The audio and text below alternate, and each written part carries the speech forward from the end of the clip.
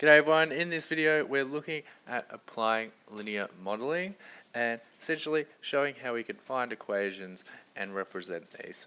So we'll get into it. We've got a salesperson earns $500 per week plus $10 for each item sold, and we need to write a rule for the total weekly wage, which is W of the salesperson makes X sales. So just remember, linear modelling, we need to put it in the form of our linear equation. So we have y is equal to mx plus c.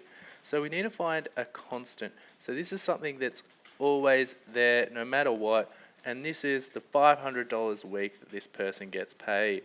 Okay, so this is going to be our constant, our c value.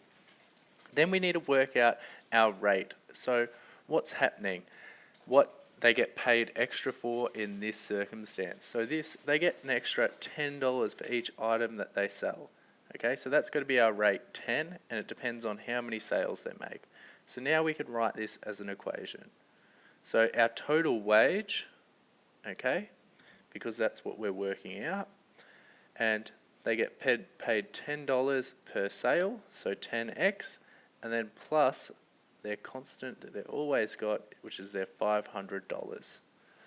So now that we've done part A, we need to look at part B, and we need to try and draw a graph of W versus X. So it just means wage versus sales for 0 to 100 sales. So how we actually do this is we work it out at 0 sales, we work it out at 100 sales, and we draw a straight line. So we just substitute in these points into our equation and work out what W will be. X is equal to 0, so W is going to equal 10 times 0 plus 500. This is equal to 500. And you can see I've already got this plotted on our graph over here. So you can see that I've got the point 500, 500 and 0 already plotted there. So now we need to substitute in 100.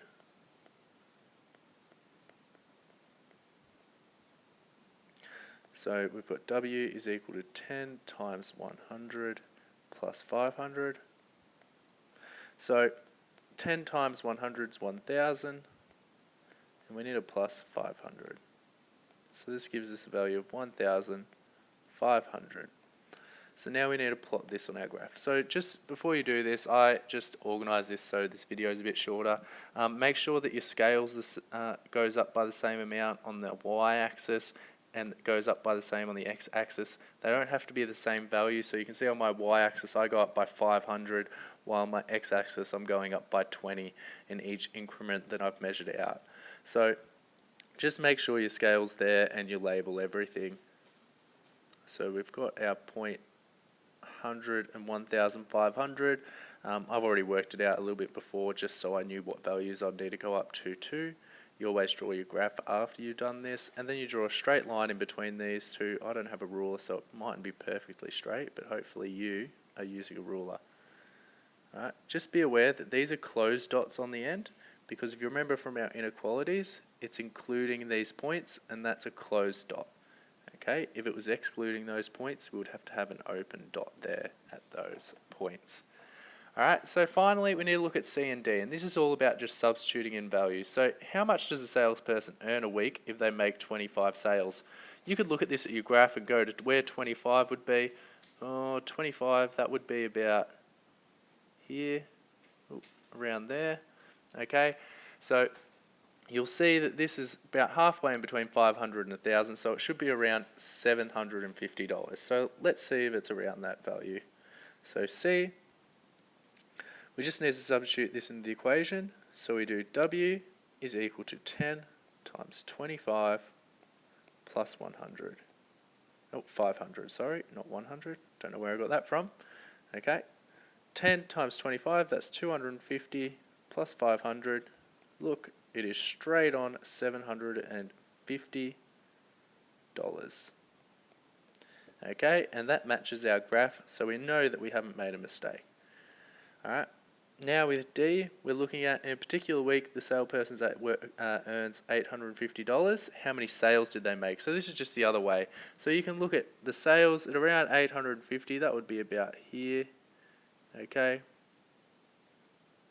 bit under 1,000 there. So you'll see this is a bit below 40 our answer should be. So let's see if it is. So we've got 850, we substitute that in for that, and we need to work out x. So first we need a minus 500 to both sides. So we're left with 350 is equal to 10x. And then we need to divide by 10. So x is going to be equal to 35 sales. And that is below 40, just as we checked on our graph there. So just with these, make sure that you identify your rate and constant in the question. Okay? So you can form your linear equation. That's always very important. Then when you're graphing, just make sure that it's accurate and your scales are correct. Okay, you go up by the same amount and you do things like title and label these axes. Then finally, just make sure if you're substituting in that you can check your graph to make sure it's accurate and you get the right answer. So hopefully this helps, and good luck.